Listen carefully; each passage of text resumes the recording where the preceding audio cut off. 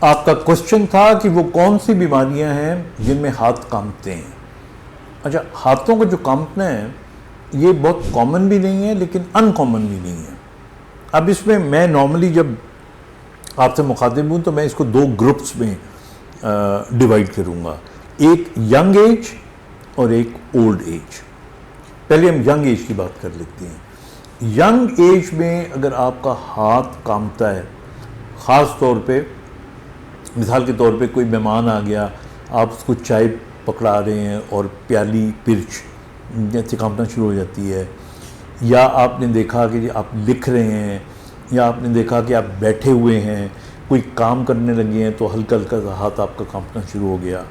اور پھر اگر آپ نے یہ بھی نوٹ کیا کہ اکیلے جب آپ ہوتے ہیں تب یہ اتنا نہیں کانپتا، اوروں کے سامنے یہ زیادہ کانپتا ہے، تو اس کی زیادہ تر جو وجوہات ہیں وہ انگزائٹی ہوتی ہے.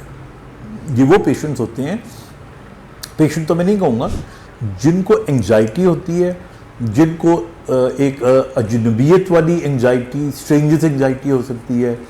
وہ کسی کے سامنے جاتے ہیں، جیسے انٹرویو دے رہے ہوتے ہیں، تو اس وقت ان کا ہاتھ کانپتا ہے، ان کا بعض اوقات چہرہ بھی تھوڑا بہت کانپ سکتا ہے. تو زیادہ تر یہ انگزائٹی کی وجہ سے انڈر کانفیڈنٹ ہوتے ہیں لوگ، زیادہ کانفیڈنس نہیں ہوتا ان کے اندر، کئی لوگوں میں تھوڑا بہت کمپلیکس ہوتا ہے. تو اس کا جو ٹریٹمنٹ ہے نا وہ تو اسٹریٹ اوے آپ کاؤنسلنگ کریں اور جو بلڈنگ اپ آف پرسنالٹی ہے اس کے اوپر توجہ دیں. دوسری اس عمر میں جو وجوہات ہوتی ہیں وہ تھائرائڈ کی ہو سکتی ہیں. یہ ہمارا گلینڈ جو ہے یہ تھائروکسین بناتا ہے. اگر ہماری باڈی میں تھائروکسین زیادہ بن جائے گی تو ہماری نبض تیز ہو جائے گی. ہماری نبض تیز ہوگی تو اس کے ساتھ ساتھ بعض اوقات ہمیں جو اور علامتیں ان میں بھوک کم ہو جاتی ہے، بھوک زیادہ ہو جاتی ہے، نیند کم ہو جاتی ہے، اور اسی طرح ہمارے ہاتھ میں ٹریمر آ جاتی ہے ہلکی سی. اس کے لیے اگر آپ کو لگے کہ انگزائٹی بھی نہیں ہے اور بہتر ہے کہ پھر تھائرائڈ کا ٹیسٹ ہوتا ہے جس میں T3 T4 TSH ہم کروا لیتے ہیں، اور اگر اس کے اندر کوئی نقص آتا ہے تو پھر آپ اپنے فزیشین کو دکھائیں اور اس کا پراپر ٹریٹمنٹ کروا لیں. اچھا، اس کے بعد پھر ایک اور ٹریمر ہے جو ہمیں دیکھنے میں آتی ہے، جس کے اندر کام کرتے ہوئے ہاتھ کانپتے ہیں، اور کانپتے اس طرح ہیں.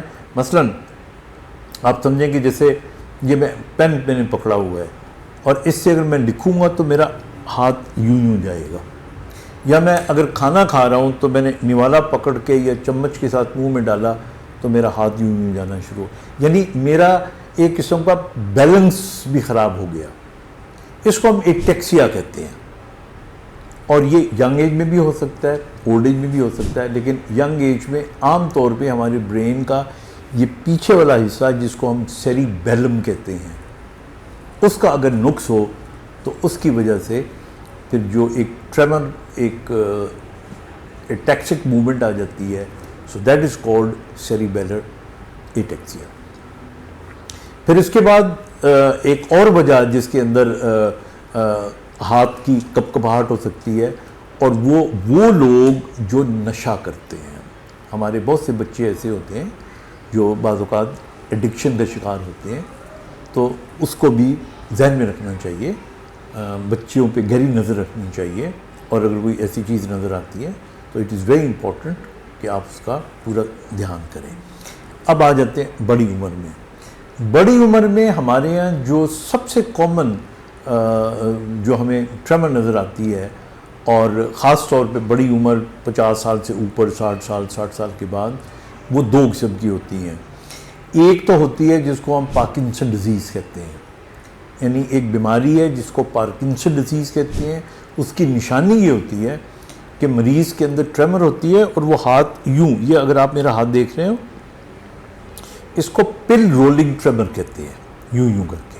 یعنی وہ پیشنٹ بیٹھا ہوگا اور یوں ہاتھ ہل رہا ہوگا اس کا، یوں.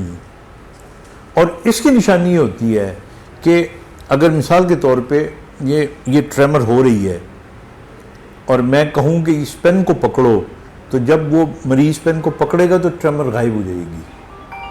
تو یہ ایک اس کی بہت بڑی نشانی ہے.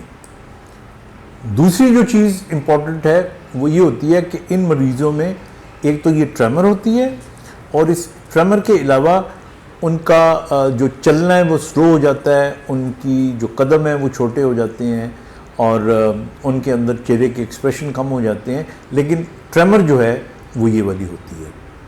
اور پھر لاسٹ میں ایک سینائل ٹریمر ہوتی ہے جو کہ زندگی میں بڑھاپے میں تمام ہی لوگوں کو ہو جاتی ہے۔ اس کے اندر آپ کا ہاتھ بھی تھوڑا بہت کانپتا ہے بڑھاپے کی وجہ سے، سر بھی تھوڑا سا کانپتا ہے آپ کا، so that is called a senile tremor.